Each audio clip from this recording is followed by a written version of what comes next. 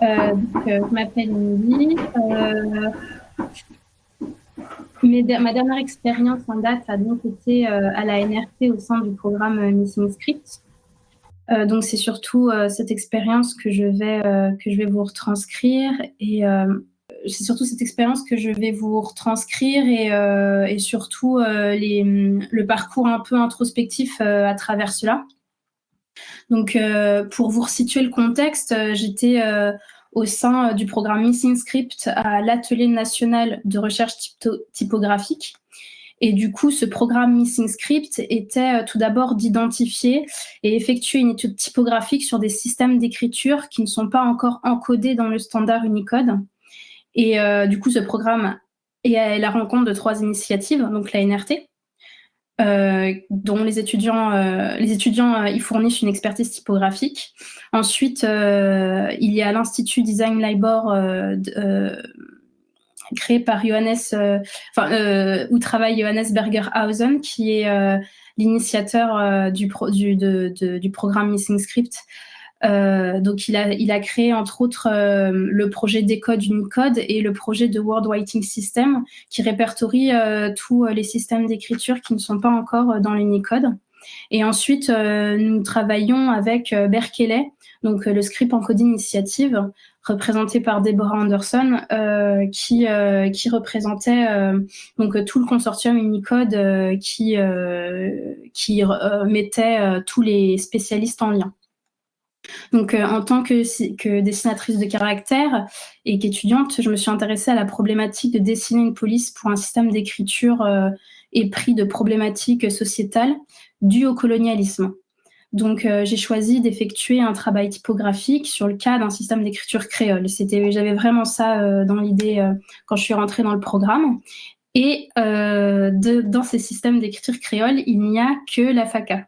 Donc, je vous expliquerai parce que tout est relatif, mais en liste, il n'y avait que la FACA.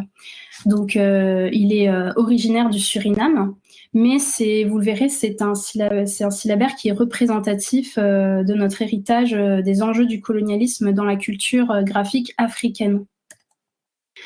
Donc, ma recherche s'est étendue aux 37 systèmes d'écriture africains, donc créés en Afrique et cités dans le programme de Word Writing System. Mais j'ai pris en compte d'autres scripts cités notamment par le spécialiste Sakima Fundikwa. Donc mon intérêt était porté sur notre héritage de ces formes et les enjeux derrière cela. Donc entre autres leur généalogie, comment ils ont survécu, qu'est-ce qui les a fait disparaître ou au contraire réapparaître, et qu'est-ce qui nous arrive aujourd'hui de ces systèmes d'écriture. Donc j'ai commencé par déployer pas mal de schémas chronologiques et géographiques. Donc voici un exemple, par exemple, là où on voit 2 périodes distinctes. Donc le premier temps des écritures et ensuite une période plus moderne, la période plus moderne où 29 nouveaux systèmes d'écriture sont apparus. Et là, j'ai remarqué qu'à partir de 1900, en fait, on a toute une résurgence de systèmes d'écriture qui apparaissent, tous de la même région, avec énormément de familiarité entre eux. Et du coup, cette occurrence arrive comme par hasard en plein milieu de cette période de décolonisation et de protectorat des États occidentaux sur les pays du continent africain. Et donc pareil, si on regarde la répartition de ces systèmes d'écriture en Afrique, on note que l'ouest de l'Afrique est pas mal touché, comme ces événements coloniaux en fait. Donc parmi eux, il y a particulièrement le Vaï, donc c'est le premier de ces systèmes d'écriture. Et il est à l'origine de tout un arbre généalogique. Donc à la base, il y a le Cherokee, d'ailleurs, qui vient d'Amérique et qui aurait été créé par un métis qui a ensuite migré dans son pays d'origine, donc en Sierra Leone, et donc qui aurait créé le Vaï ensuite. Et ça, par la suite, plein d'autres systèmes d'écriture, notamment pour toute la famille des langues Mende, seraient apparus. Pour finir, dans la même période, la FACA est apparue, mais de l'autre côté du continent, au Suriname. Et là, comme on peut le constater, on a quand même pas mal de familiarité entre ces systèmes d'écriture, entre la FACA et le VAI. Donc voilà, c'était pour resituer un petit peu cette familiarité entre les systèmes d'écriture d'Afrique et ce système d'écriture créole qui pour moi est extrêmement parlant c'est vraiment il y a vraiment un parallèle entre ces histoires des écritures et tout le contexte social et sociétal dû au colonialisme.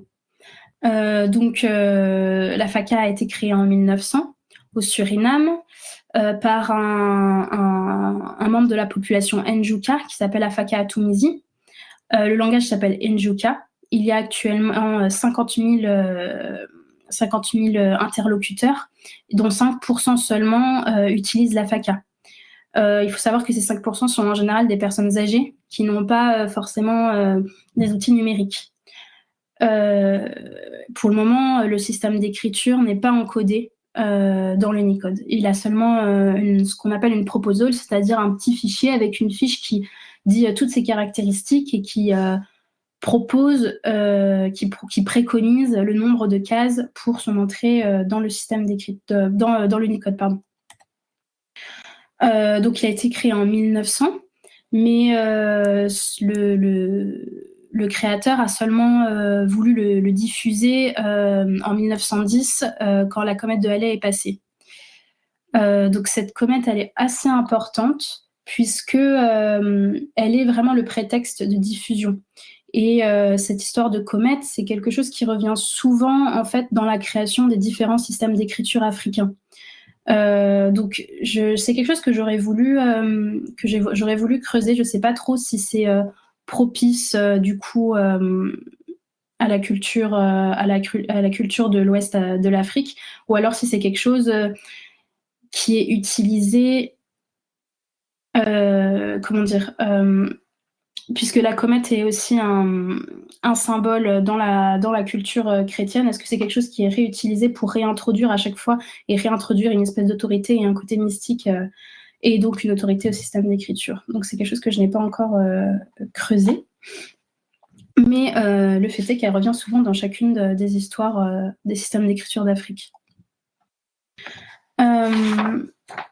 Donc c'est une écriture qui a connu vraiment une diffusion pendant 10 ans. Seulement dans les mêmes temps, donc vers 1910, des missionnaires ont commencé à vouloir se la réapproprier pour la diffuser dans des écoles chrétiennes. Et à partir de ce moment-là, ça a commencé les marrons, du coup, qui ont une culture autour de la résistance au colonialisme, ont décidé de refuser finalement cette écriture et de ne pas l'utiliser, et l'ont donc reniée. Tout simplement parce que tout d'un coup, il y avait ces missionnaires qui venaient se l'approprier pour mieux apprendre une religion occidentale à ces peuples marrons qui, je ne l'ai pas précisé avant, sont des peuples qui sont des descendants d'esclaves, donc qui ont fui les fermes de coton et qui sont allés fuir dans la jungle. Donc on a vraiment un contexte social et un aspect de résistance autour de l'histoire de la diffusion et de la non-diffusion de ce système d'écriture. Et c'est quelque chose qu'on retrouve par exemple dans pas mal d'essais sociologiques, par exemple sur ce livre qui est sur Interroger les morts, et qui de Jean-Yves Paris, et qui reprend toute cette culture propre au Njuka, qui rentre en conflit avec tous les aspects administratifs imposés par l'Occident.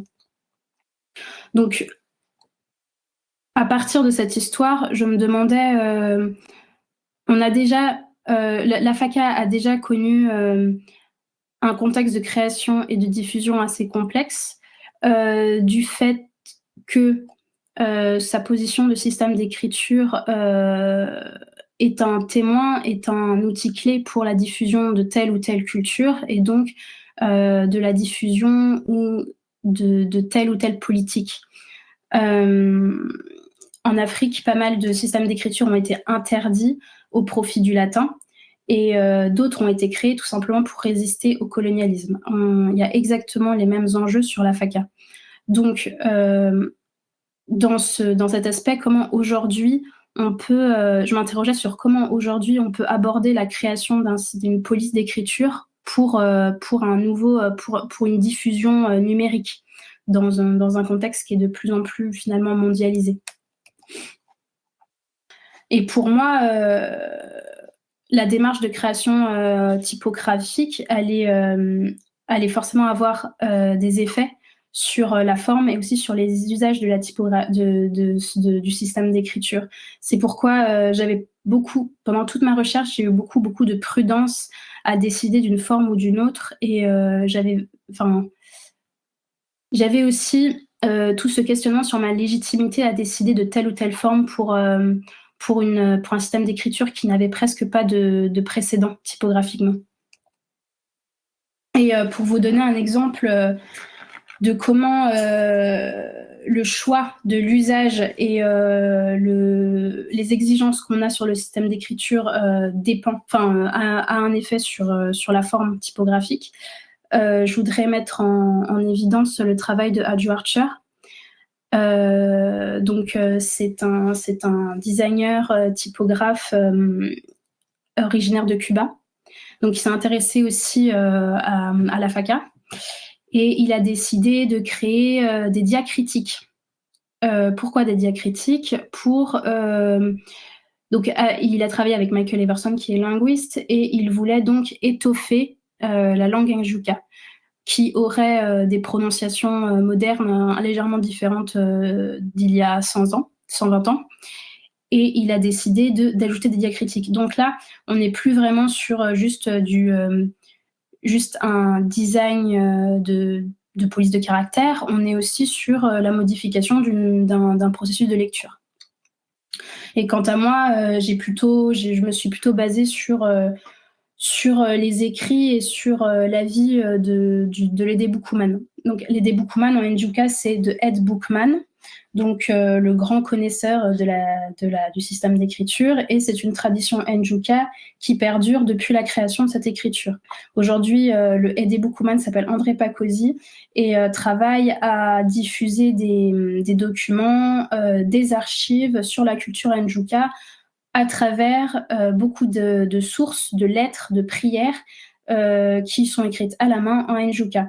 Donc là, on est vraiment sur un usage de l'écriture qui est vraiment clé, puisque elle permet de garder une trace écrite de ce qui s'est passé en 1900, la cohabitation avec les missionnaires, etc. Donc, pour rappel, je vous donne une présentation de ce syllabaire. Donc, il y a 64 glyphes. Donc, c'est le bloc en haut. L'avant-dernière ligne, ce sont les 6 dernières syllabes. C'est une extension qui a été ajoutée il y a quelques années par André Pakosi. Et il y a ensuite le seul pictogramme du syllabaire qui est la comète de Halley. Et enfin, nous avons 2 ponctuations, un point et un point d'exclamation. Donc, au vu du caractère récent du système d'écriture, j'avais des sources plutôt variées et de bonne qualité. Donc des lettres, des listes administratives, des recettes, des rituels. Donc j'avais plusieurs écritures manuelles variées de différentes personnes qui étaient Njuka ou pas. Et j'ai commencé par faire une différence entre ce type de texte et ceux-ci qui sont plutôt des syllabaires à destination pédagogique. Parmi ces dernières, il y a des listes qui montrent les différents ordres alphabétiques et des tableaux qui sont plus adaptés à l'apprentissage pour les utilisateurs du latin. Et c'est davantage sur ce type de source que j'ai choisi de baser mon design de la police de caractère à FACA. Donc on a ces formes bien définies, moins nerveuses, qui sont vraiment destinées à une identification efficace. Il y avait aussi, du coup, comme usage très contemporain, donc ces textes scannés qui étaient toujours accompagnés d'une transcription signe par signe. d'une transcription Njuka avec des lettres latines, de la traduction anglaise et parfois néerlandaise, et de quelques commentaires.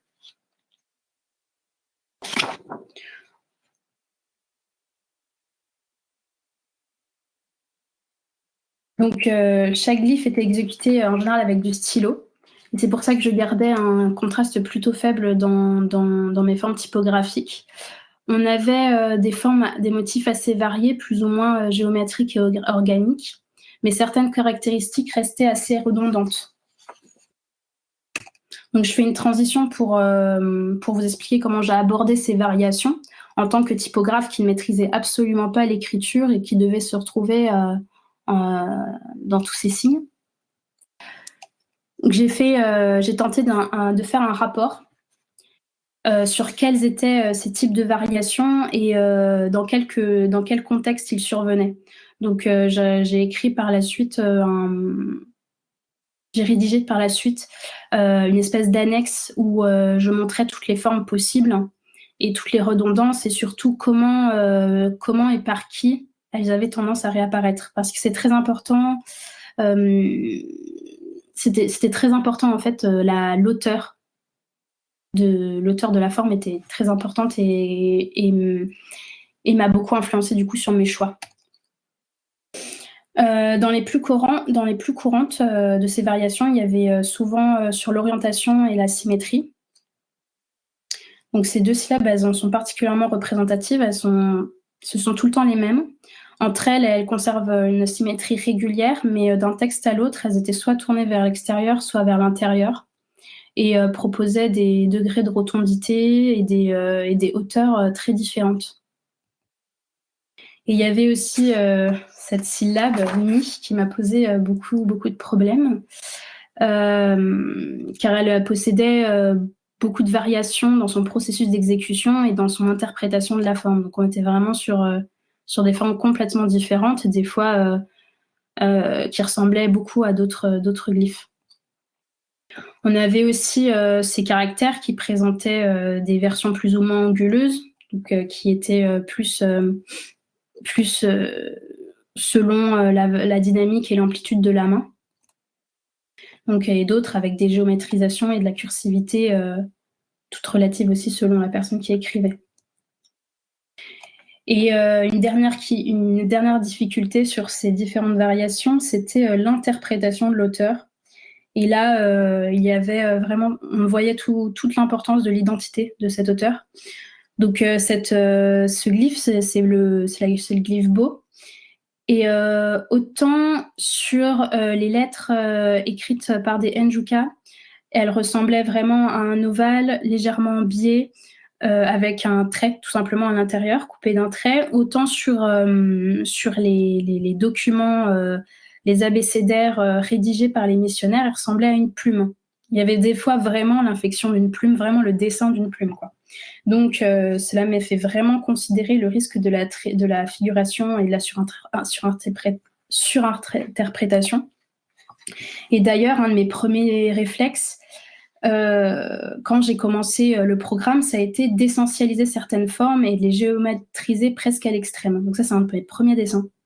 Autant cela m'a permis de bien mémoriser chaque forme, autant ce réflexe très personnel lié à ma culture graphique, qui est du coup très occidentale, peut entraîner une dénaturalisation des formes finalement. Donc j'ai pu apprécier ce risque et remettre en question mon point de vue occidental, justement, durant tout le programme. Et une particularité, c'est que sur ces 8 caractères-ci, particulièrement, il était très facile d'être influencé par un design latin, finalement. Donc, chaque caractère présentait beaucoup de possibilités. Et donc, ce qui doit être courant, en fait, quand les sources et les précédents d'un système d'écriture sont essentiellement manuels. Et donc, pour rappeler ma position, je ne suis pas Njuka, je n'ai aucune connaissance et expérience de la langue, à part depuis 2018. Et il m'a fallu donc un fil directeur solide pour trancher et décréter ces formes. Et il a été crucial pour moi de définir l'usage et le contexte de l'utilisation du système d'écriture afin d'avoir un appui solide pour faire mes choix. Et je tentais de dessiner une police de caractère, du coup, adaptée aux éditions de retranscription et de traduction que j'avais trouvées, donc celle de André Pacozzi. Et donc je m'appuyais sur cela pour faire une police qui permettrait une pérennité de ces archives et donc de la culture. Donc pour appuyer mes choix de forme, j'ai opté, comme je l'ai dit, sur la création d'une édition annexe qui rassemblait toutes mes sources, les classifiait, rapportait une analyse de chaque glyphe, leur occurrence et leurs formes les plus récurrentes et identifiables. Donc l'édition se présentait comme cela, avec d'un côté les glyphes tout seuls, et de l'autre en situation avec d'autres glyphes pour voir quelles étaient leurs proportions par rapport aux autres. Donc André Pacozzi a tranché sur des formes à privilégier pour une meilleure lisibilité, évidemment, puisque c'est finalement l'utilisateur le plus fiable, je dirais. J'ai jamais réussi à rentrer en contact avec d'autres personnes utilisant le Njuka. Et afin de rendre la police plus adaptable à tout support et puis la rendre plus souple, je décidais de conserver certaines variations les plus récurrentes sous forme de sets stylistiques. Donc j'ai développé 2 sets stylistiques différents, un dit horizontal et un vertical qui se répartissait davantage sur la hauteur. Aucun de ces 2 sets ne suit exactement les occurrences horizontales et verticales de chaque source, et pour cause, aucune de ces sources ne présentait de cohérence d'orientation, strictement horizontale et verticale. Cependant, l'utilisateur est libre de combiner chaque variation comme il l'entend. Donc cette solution me permettait de pallier à des décisions un peu trop strictes avec lequel d'autres potentiels utilisateurs n'auraient pas été d'accord. Ils ne s'y seraient pas retrouvés. Donc, je laissais la possibilité aux utilisateurs de choisir tout de même les formes les plus lisibles d'après eux. Et enfin, pour le choix des graisses, et ça, je reviendrai là-dessus, mais c'était dans la continuité essentiellement du programme Missing Script que ces décisions relatives au design ont été influencées. Et je me suis basée sur les graisses des polices de caractère, des codes et Missing Script, des codes dessinés par Jérôme Nébouche, Arthur Franchetta et Morgane Piesson. Et elles sont elles-mêmes utilisées dans les mêmes proportions que le Phèdra demi de Peter Billac, qui a pour ambition d'avoir le plus de lettres latines avec les différents accents possibles. Donc cette graisse était adaptée aux documents pédagogiques qui montrent les glyphes isolés et entourés de caractères latins. Et ensuite, j'ai développé une graisse un peu plus adaptée à la lecture, comme pour les sources textes. Et elles sont adaptées à une densité proche du caractère du texte latin. Donc ça, cette décision, je reviendrai dessus aussi. Et en ce qui concerne la hauteur de ces caractères, j'ai dû trancher entre des proportions régulières ou particulièrement contrastées, les sources me permettant de larges possibilités. Donc j'ai fait beaucoup d'allers-retours où je proposais des contrastes plus ou moins marqués, au risque des fois de surinterpréter, comme je vous ai montré précédemment. Et j'ai tout de même défini avec mes sources des hauteurs assez redondantes et un axe central qui était tout le temps là. Donc les hauteurs restent plutôt régulières sur un glyphe moyen et correspond à celle des capitelles du Phèdra de Peter Billac. Et les glyphes nécessitant une hauteur plus réduite sont placés sur cet axe central. Donc mon intention derrière ce projet typographique est d'adapter le design de cette police pour assez d'usages et de contexte pour qu'une valorisation du système d'écriture soit possible. Donc c'est une parmi de nombreuses autres. Encore une fois, cela dépend de l'intention que l'on met derrière la création du design de la police. Le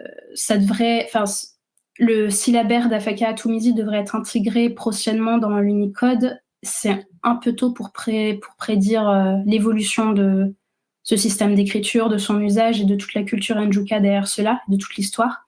Mais mon intérêt pour ce projet est le rôle de ce système d'écriture comme affirmation de la culture marron. et du coup, je tentais de questionner le futur de cette culture.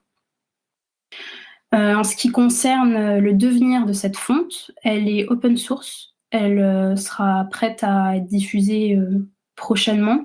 Donc chacun pourra la récupérer, la contester, la prendre comme base, la modifier. Donc comment je me plaçais par rapport à cette étude?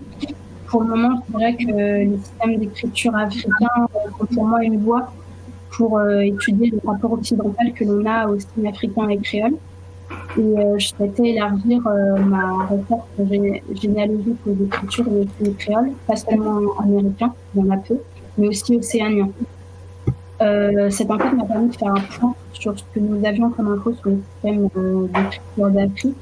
Et par la suite, j'essaye de le mettre en application dans des projets comme Africa 2020, où j'assiste la journaliste Lunetta Gaillet dans son commissariat d'exposition aux Unis. Donc là, en ce moment, je recherchais un petit peu comment se plaçaient les designers et les jeunes typographes par rapport à ce système d'écriture. J'en ai pas trouvé beaucoup. J'ai trouvé, entre autres, je vais repartager mon écran, Sébastien Garigaki, qui travaille sur le Damour. Voilà, je ne sais pas si vous voyez bien. Donc, il y a vraiment une approche interactive de ce système d'écriture et vraiment intégré dans un besoin contemporain. Quoi d'autre? Je me suis rendu compte que la survie des systèmes d'écriture n'est pas gagnée d'avance puisqu'elle dépend encore beaucoup de points de vue occidentaux.